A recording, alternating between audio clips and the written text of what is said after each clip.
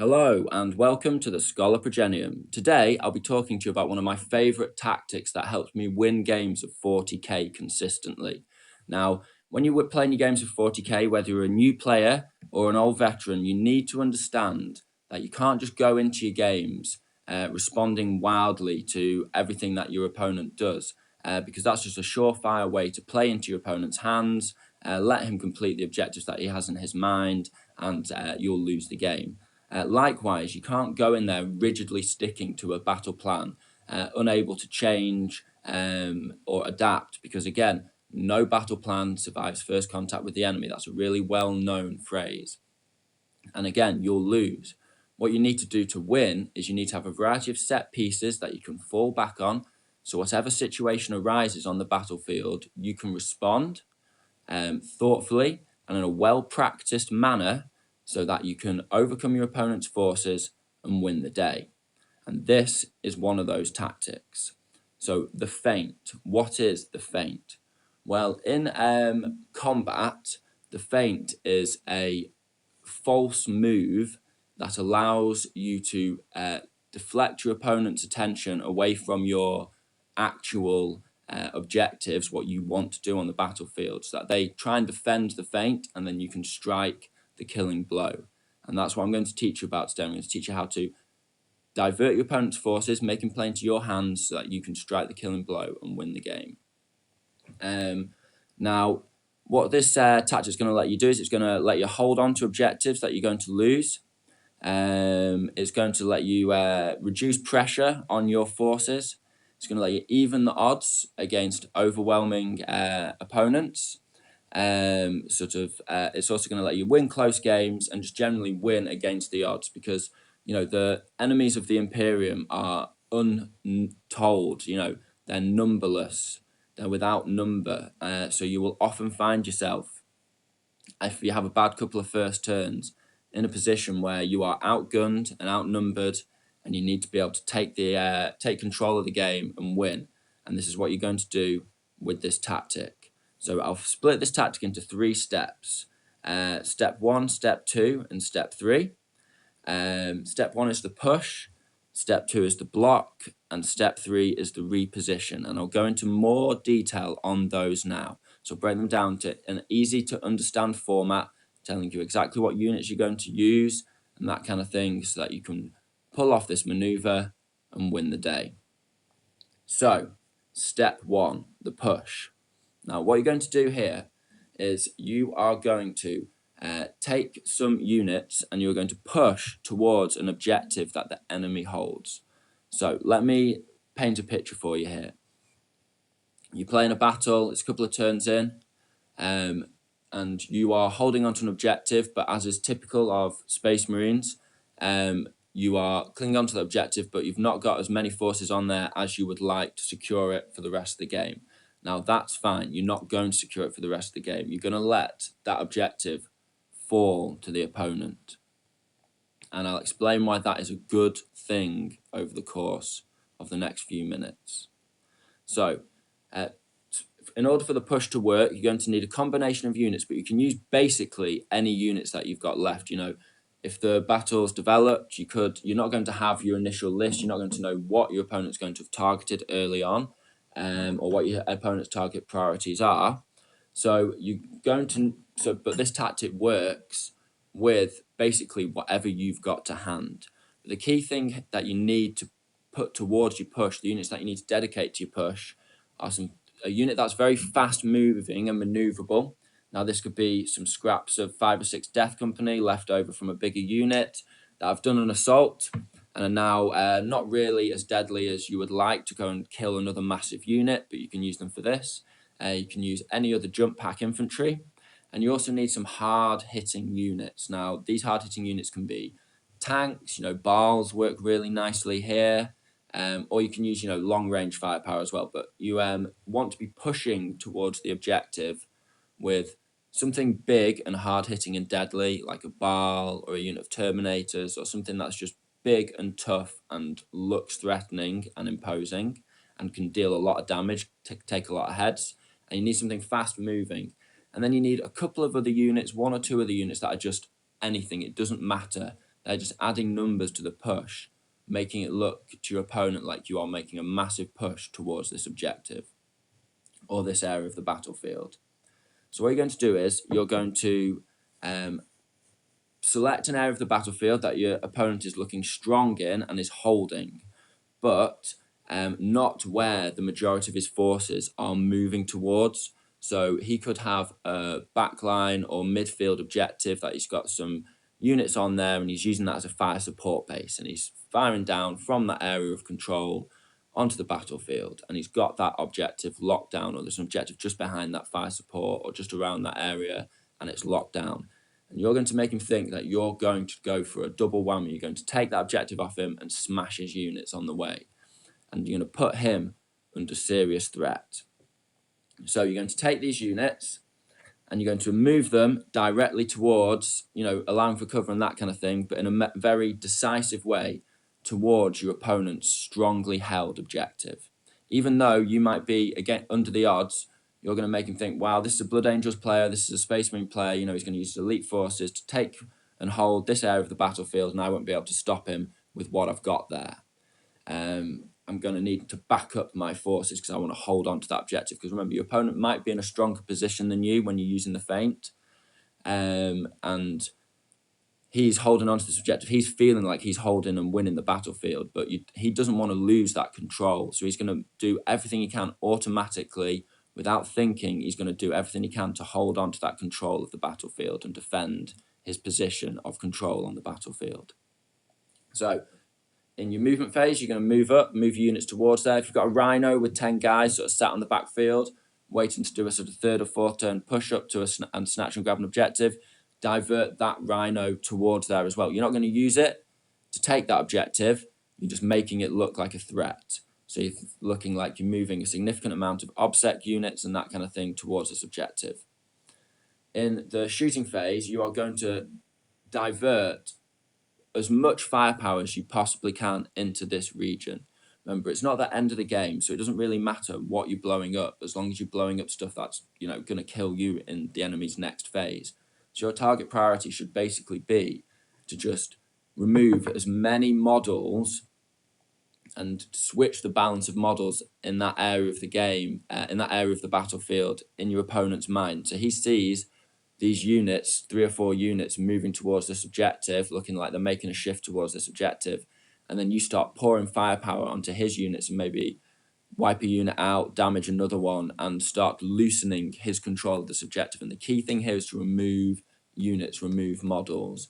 Obviously, you don't want to just kill stuff that's not really very dangerous to you, but you want to balance on the balance of things. You want to make sure that you're removing as many models as possible and reducing his board control in that area around that objective that you're pushing towards. You need to put your opponent in the position where he thinks, or they think, that basically their other unit, their main push, are going to be a waste of time if he loses this back objective. So he's thinking, right, I control my area of the board, this area of the board, I control this objective, and I'm going to push towards the midfield or another objective. So he's got his back units and he's pushing his front units forward, and you want to make him think, well, there's no point in these front units doing what I want them to do if I lose that back objective. So he's going to divert energy and units and firepower from his main push back to hold this objective that you're pushing towards. And that is the key towards this. You are shifting your opponent's forces and shifting the pressure away from his main push onto his own lines and where he already has control. He's already got that area locked down, so you're just going to waste his time, and that's the key. So let me just have a quick sip of coffee and we will continue. Right. So that's step 1, the push. Now, step 2 I call the block. The block actually doesn't really refer to what you're doing. It refers to what your opponent's doing. Now, let's say that your opponent is pushing onto an objective you control. You're with his main forces, so not his backliners, not the area of control that he already has. Maybe it's a midfield objective that he's holding, but he's not they're not his main movement. They're his anvil, and he's swinging his hammer around elsewhere on the battlefield. Let's say he's pushing towards an objective that you're clinging on to, as I mentioned earlier, or an objective that you took in the early game, but you've taken some damage and you're not as in control of that objective as you would like. Now, your opponent is still going to continue with his push. He's not going to suddenly stop everything just because you're making a push towards one objective or one area of the battlefield that he needs to maintain control of to win the game. He's not going to stop everything. Your opponent will still push onto your objective, but he's going to change what he's doing. He's only going to push with the forces that he absolutely needs to do the job. And then they'll split off other units to reinforce their own objectives. So they're thinking to themselves, right, I want to take this objective, but I was expecting my opponent, you, to reinforce the objective that I'm pushing on. So I brought quite a big, heavy-hitting push with my hammer. But I don't need all that now because my opponent looks like they're going for a counterattack on my objective. So he's going to try and counter your counterattack. So instead of bringing all these units that he initially thought he would need to take the objective, he's only going to carry on pushing with some of those units, the ones that he now needs to take that objective because you haven't reinforced it, and the rest he's going to start diverting back towards the objective that you're pushing towards, that you're threatening. And this is the key because you've got a step ahead of him now. You've done a move before him. You're a turn ahead, yeah? And also, you know what you're up to, and he doesn't. So he's now in his mind thinking, right, I'm going to now have a fight over here with this objective, and that's going to affect the units that he moves over to that objective. Maybe he's got units that aren't at the front of the push, and he'll move them back again because they're closer, maybe because they're slower. That's why they're at the back of the push. So they won't be able to re-maneuver again. You've had a couple of turns already, then you've done this. You're around turn 3-ish, mid-game, turn 3, turn 4. So now that he's diverting these forces, he won't very well be able to re-divert them a second time. He's committing them to his backfield. He's pulling them out of the game. And that is what you want. So they may hesitate in doing this, or they may not take the threat seriously. If they've given you a bit of a battering and you're pushing onto this objective, maybe they've got something in deep strike and it's only turn 3 and they went second or something like that, and they think, I'll just deep strike that in my own lines to defend. Maybe they'll hesitate, not take the threat seriously. So you need to hold your nerve. You really need to commit to the feint. You need to keep, in your turn, hammering this objective, really pushing towards this objective and really making the threat very viable. So your opponent thinks, if I don't move now to defend that objective with some of my forces, if I don't divert some of my firepower from my main push to hold my back lines or to hold this flanking objective or this objective that's away from my main push, if I don't divert some forces back to it, I'm going to lose it, and there's no point in my main push at all, because that's the key. If you actually were to pull off this feint, if he just totally ignores it and pulls off this feint, then you've won it anyway, because you've taken that objective and you've still got your fast-moving forces. You can still redeploy later on. But then you've taken his back objective and, really reduced his control and really messed with his battle plan. He's not safe at that point. He's lost the essential, reliable board control that he had to fall back on. He's lost that, and now he's just running around with his assault forces or his fast moving forces in the battlefield, but you've got your objective, he's pushing onto it, but maybe fighting you for it, but you've taken his back lines. He's not got that reliability anymore. So and then this is essentially the thing, you have diverted forces over onto this feint. So to go back to the other side of things, with his main push, yes, he's diverted some of his forces. Yes, you've watered down the forces making the main push, but he's still probably, on the grand scheme of things, balanced what he needs to take that objective, and he's going to take that objective off you. So he's going to kill off probably, or make a long way towards killing off the forces that were holding your objective that you'd taken in the early game, or even, he's fighting you for your one objective if you're playing one objective each, or he's fighting you over the relic or something like that, and you're attacking his back line, something like that. So you will have lost your objective at this point, or be clinging on to it with a couple of shreds of units, because you've diverted your forces that you should have used to respond and hold on to your own area. You've sent them off on a push, on a feint, so you will lose that. That's just par for the course. That's what's going to happen. But that's fine, because once they have secured that objective, once they've taken your objective off you, and most games have more than 2 objectives. This works really. It doesn't really work with the relic that well. It can do if they've got some you can feint towards some vital key forces that they've got. But really, the feint's not going to work that well in secure the relic, because there's only 1 objective, so you're just fighting over that objective most of the time. But in any other game, even if they're just pushing onto your 1 objective and you're pushing onto their 1 objective, they're going to send some forces back to defend their 1 objective in their deployment zone. If it's 3 or 4 objectives, then the more objectives, the better with the feint, because the more they have to divert their forces, the less forces they'll have in the push, and the more chance you have of taking an objective off them. And every unit that they divert to respond to your push softens them up elsewhere on the battlefield. And, if you're playing a 6 objective game or 5 objective game, something like that, he might divert forces from another objective he's holding, and you can snatch it off him with a snatch and grab unit later on in the game. So, this feint really ties in well with other set pieces. And, the more objectives going on, the better, because you're really going to be watering his forces down, splitting him up, sending him marching all over the battlefield, and, really doing what you want to do with your units, and having your opponent just running around like a headless chicken. So, once they have secured the objective, they're not going to leave their units on that objective. It's only turn 4-ish, 3-4-ish at this point.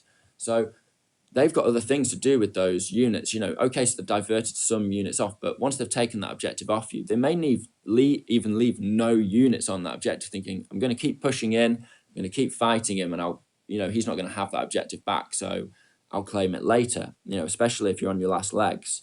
Because again, the feint can be used when you are literally on your last legs. It only takes a few obsec units to take a poorly defended objective, to take back an objective and win the game, rebalance it and switch the points around. So they're going to think, right, I've got this objective, I'm going to carry on fighting my battle, and I'm just going to leave some forces on here that can control this objective and do some fire support elsewhere in this area. I'm just going to abandon it and come back to it because I've cleared this objective now. But they've taken that objective, and now it's not a high priority for them, and they're going to keep moving their push onwards. They're going to move on. And they won't leave great units there. They'll either use units that are long-range fire support, or, units that can just sit on an objective and, just a few obset units or something like that, a few troops. They're not going to use leave that really hard hitters, heavy hitters, dangerous units on there, because they've got to get them elsewhere on the battlefield. You're still doing your feint at this point, so they're thinking, right, maybe it's time to go back and get my own objective back, or, something like that. But by the end of your turn, your opponent's hold on their objective needs to be shaky, and they're diverting their forces back to re-secure it. And your hold on your objective really doesn't matter. It's shaky to non-existent. And this is it. This is the key point, because this is the reposition. Now, remember I said you need some hard hitting, and separately you need some fast units dedicated to your push, and then just some random other units as well. Now, at this point, those random other units were just to fluff out your push. But if your push has gone really well, you've hammered your opponent's objective and really weakened him, your other units can carry on pushing towards the objective, and you've opened up a new front on the battlefield, and you can fight that fight. And, if, say, for example, there's multiple objectives on the game, they can just batten down the hatches and hold a midfield objective, or, secure an objective that you've got somewhere else in that area. They can just go do whatever you need to do now. Those random units that you just use, 3 or 4 tank marines, a rhino with some guys in, something like that. Those units can do what you want now. Now, your hard-hitting and your fast-moving units, they have a very important job to do. And your remaining fire support units, whatever shreds of fire support you've got left, have a very important job to do, because you now need to commit to the third step in the feint, the reposition. Now, what you're going to do is you're going to immediately, with your fast-moving units, and you're going to jump totally away from their objective that they're moving towards, that they're repositioning towards, and your units are going to be jumping straight towards your original objective that you've now lost or are barely clinging on to with a couple of models. And you need to be able to get at least halfway in one turn so they can't stop you. Then, ideally, you need to get them within sort of shooting range. You can be easily 30 inches between these two areas on the battlefield as long as you've got a couple of turns to reposition. And sometimes this reposition, you get banking on turn 6, but if you're trying to switch from losing a game to winning a game, sometimes you have to bank on turn 6 unless you want to play for the draw. Playing for the draw, it's really hard to stop someone playing for the draw. And the feint, if you're using a feint to play for the draw, it's almost impossible to stop you doing this. But, sometimes you've got to gamble and go for turn 6 because more than likely there will be a 6th turn is a 3-up dice roll. Past editions have always been 6 turns. Warhammer Fantasy 8th edition before Age of Sigmar came around was mainly 6 turns to the game. So, Games Workshop, when they design a game, they think about it as 6 turns, in my opinion. So you need to be able to get back across this objective within a couple of turns, but you're going to sweep and move your fast-moving units straight across the board. Just pull out suddenly. Your opponent's going to be like, what's gone on there? You're going to also divert your hard-hitting units. Now, say you've got a Baal, that would be ideal for this. Baals are really good in a feint. If you've just got one Baal left from your team of 2, you're going to drive them over in the other direction and then just absolutely get within 24 inches of your original objective that you want to take back, you're just clinging onto, and you're going to hammer whatever units your opponent used to take and hold that objective. And remember, they haven't got their full push on that objective because they've either moved on or only moved on the foot and only used the forces that they really needed because they diverted extra stuff, their redundancy, back to defend their objective. So you're going to use any shreds of long-range firepower that you've got left at this sort of later mid-turn, end of the mid area of the game, starting sort of the end area of the game.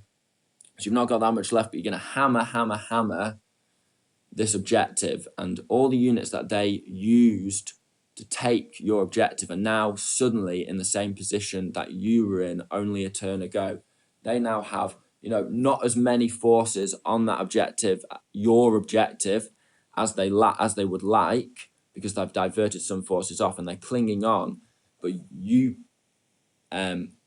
designed this scenario, so you have control. You've chosen what units are involved in this situation, and you've had him move and respond to you, so you will have the advantage. And you will all of a sudden, he's not even expecting it, he's expecting, and he's dedicating his forces, committing his forces to really, impact and defend his objective and his, what you were feinting towards. And the really funny thing is, because you've got those sort of the fast-moving unit or 2, the hard-hitting unit or 2, and a couple of other random units, when he was defending his objective and shooting at you, there's a good chance that he wasn't actually shooting necessarily the fast-moving units. He might have been shooting the hard-hitting units, but there's also a good chance he was shooting at your other random units that you weren't bothered about, the units you just had to hand, because they may have been TAC Marines with OBSEC, and he's thinking, right, I need to kill those OBSEC troops. You don't even care about them. You're not even really intending to take your objective back with OBSEC troops. What you're going to do is just blast him off it, absolutely remove him from the objective, and then get your fast-moving units with a hop, skip, and a jump back onto that objective. And that's your reposition. So he's diverted forces off. His forces won't necessarily be really fast-moving forces. When he's doing his block, if he uses some fast-moving forces to get back to his objective quickly, when you're doing your shooting phase during your reposition, shoot those guys as well. Kill them off so they can't just come back again and you're just back to square one. Kill his fast-moving units off so he can't reposition, so he's just stuck in the middle of the battlefield between the objective that he was thinking he was going to have to defend and the objective that he was originally pushing towards that he then diverted away again because he didn't think he'd need all those forces. And he's kind of just stuck in the middle, floundering about. Yeah, he can shoot at some stuff, but he's not really holding either of the objectives that he wanted to hold. And it's too late at that point. You're on turn 5. If he's lucky, he'll go turn 6, turn 7, but it's too late at that point. Yeah, he's holding on to his objective, but that he was originally defending. And yeah, he'll have more forces back to get back onto that objective. But remember, you never had that objective in the first place. So all he's left with is an objective he already had. He already had secured that objective. But the problem is that he was going to take another objective off you, but he's diverted his forces away from that because he thought he had it in the bag, and now he hasn't. and you have snatched and grabbed that objective he took off you.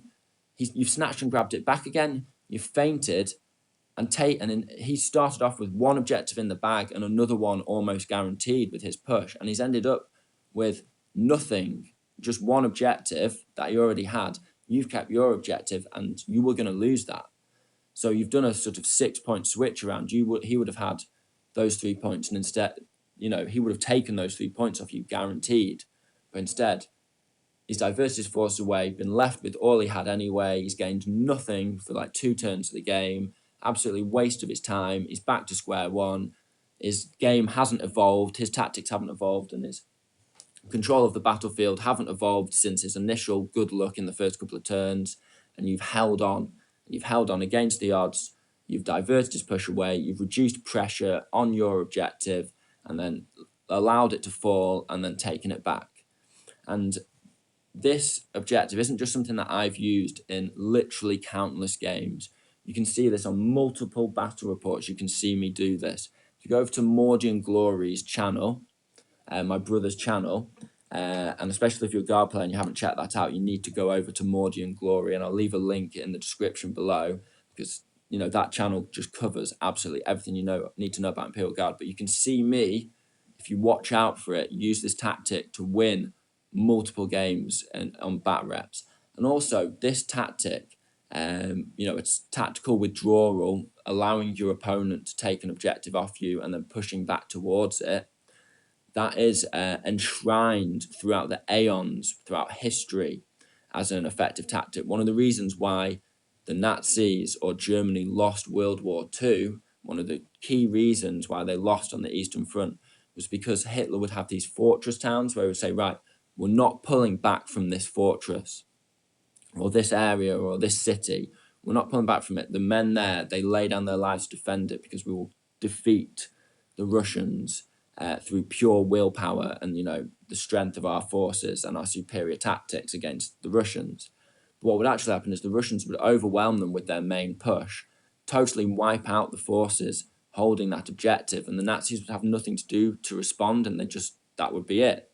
Whereas if the Nazis had relinquished control of that town, pulled back their forces, allowed the Russians to take it, but with only the forces they really required to take the city now that it was undefended, then the Germans could have counterattacked and wiped out those Russian forces. And the Russians would have been left without the town and without the forces. And that was just a key error that, Germany's generals were tearing their hair out when they were trying to get Hitler to allow them to do tactical withdrawals, but he would very, very rarely allow it.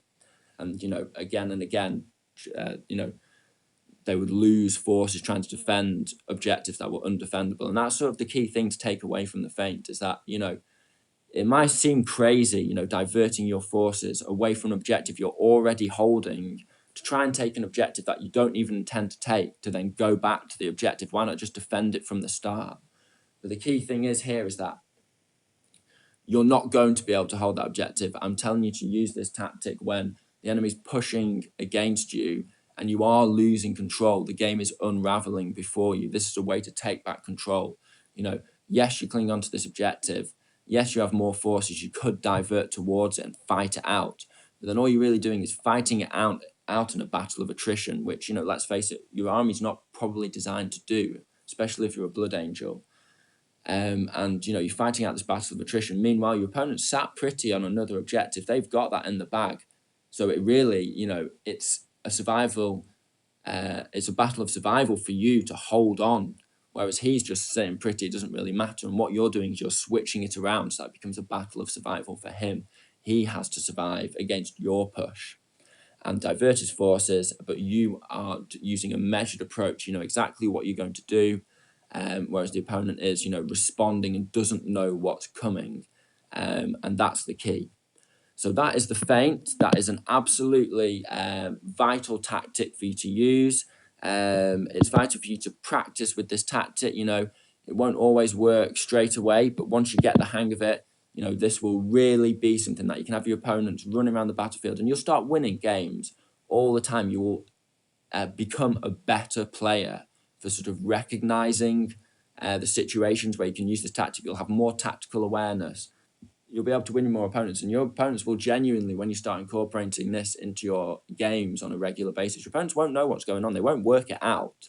They'll have no idea. Don't point it out to them what you're doing. Just win. Okay? Win for the Emperor. Praise the Emperor.